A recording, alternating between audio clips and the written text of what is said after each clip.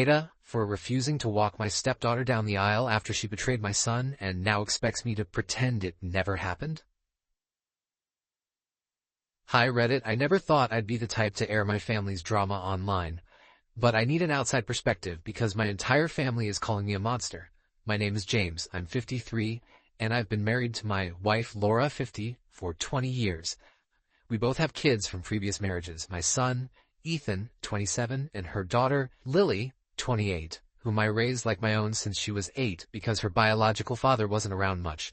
So I stepped in, took her to school events, helped with homework, and thought we had a good relationship. Until now, because I don't even know if I can look at her the same way.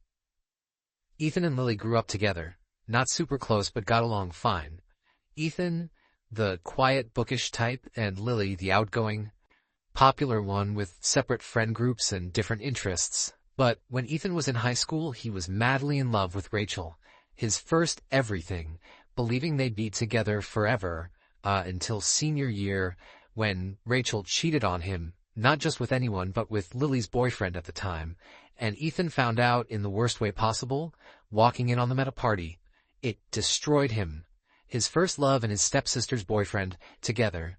He fell into a deep depression, barely made it through senior year, and cut Lily out of his life completely because she knew about it the whole time and said nothing, claiming it wasn't my business, which Ethan never forgave her for, moving away for college and never looking back. Now, years later, Lily is getting married and asked me to walk her down the aisle, and I initially agreed because I loved her like my own, but then I found out who her maid of honor was, Rachel. And I lost it asking why, of all people, she would choose Rachel to stand beside her on her wedding day, to which she just shrugged and said, "That was years ago, we moved past it. She's my best friend now," which felt like a slap in the face, not just to Ethan, but to me, because we didn't move past it. Ethan certainly didn't, so I told Lily the truth. If Rachel is in your wedding, I'm not walking you down the aisle. And she was stunned, calling me petty, and saying I was holding on to old grudges. But I told her it wasn't about a grudge, it was about respect, because how could she expect me to stand beside her while the woman who destroyed my son stands next to her like nothing happened? She accused me of choosing Ethan over her, and I said no, I'm choosing what's right. But now Laura is furious, saying I should let the past go and support Lily, and I told her I would if Rachel wasn't involved. But since Lily made her choice, I made mine. And now the entire family is against me, calling me an hole for playing favorites and abandoning the daughter I raised. Except Ethan, who just sighed and said, "I appreciate it, Dad, but it's not going to change anything. She's always been like this," which broke me. I told Ethan I wasn't going to the wedding, and he just shrugged, saying I wouldn't have gone either way. But now Laura and I are barely speaking because she says I'm ruining my relationship with Lily over something that happened a decade ago. But to me, it's not about the past, it's about who she is now. Because how can I walk her down the aisle when she still refuses to acknowledge the pain she caused? So Reddit, am I the hole for refusing to walk my stepdaughter down the aisle? Am I making this bigger than it needs to be? Or am I right for standing my ground? Because right now, I feel like I've lost my wife, my family, and the daughter I raised, all for defending my son. Update.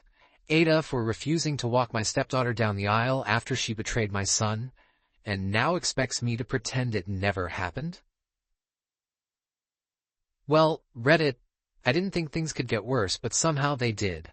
I read through a lot of your comments, and while opinions were mixed, most people seemed to agree that I wasn't crazy for refusing to walk Lily down the aisle.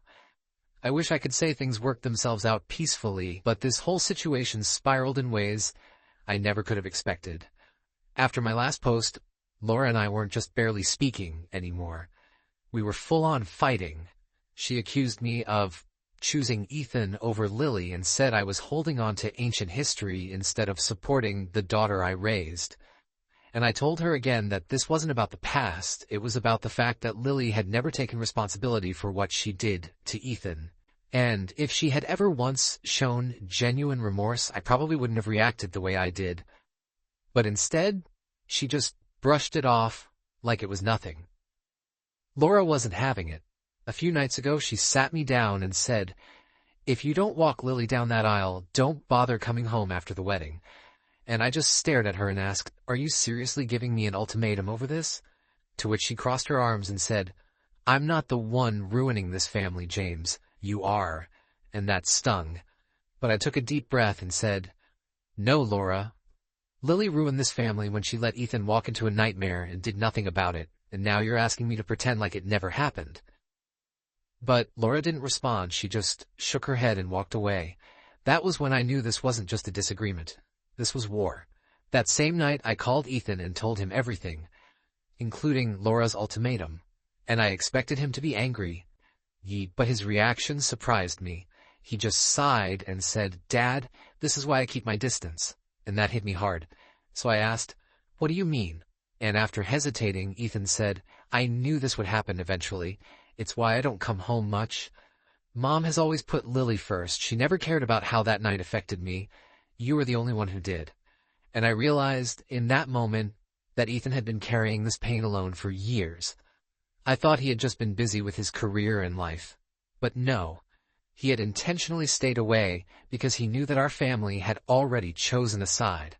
So I told him I was proud of him for how he had handled everything, and I promised him that I wasn't going to sweep things under the rug just to keep the peace.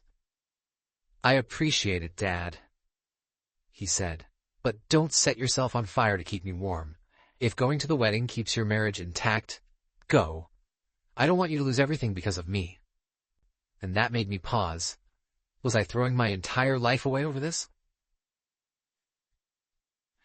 But then I thought about standing in that church, walking Lily down the aisle while Rachel stood next to her, smiling like she hadn't helped destroy my son's world, and I knew, without doubt, that I couldn't do it.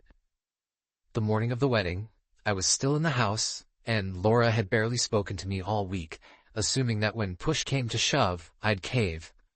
I didn't. When it was time to leave for the ceremony, she grabbed her purse, turned to me, and said, "Are you coming?" And I shook my head. "I told you I wasn't." To which she scoffed and said, "Unbelievable. After everything you did for Lily, this is how you treat her?" And I told her, "No, this is how she treated Ethan. And this is the consequence." But she just shook her head again against me, grabbed her things, and walked out the door without saying goodbye. I sat in that empty house for hours, wondering if I had just ruined my entire marriage. I didn't hear from Laura that night or the next day, and when she finally came home, she wouldn't even look at me, just went straight to the bedroom, slammed the door, and locked it. Later, I found out from a mutual relative that Lily had been livid at the wedding when she realized I wasn't coming. Apparently, she started crying and telling everyone how I had abandoned her, but here's the kicker. Rachel loved the drama, and one of my cousins overheard her saying, "Well, I guess he really did pick a side." And that only reinforced that I made the right decision. I tried to talk to Laura again the next day, but she was cold and told me, flat out, "I don't know if I can forgive you for this." And I told her, "I don't need forgiveness. I need respect.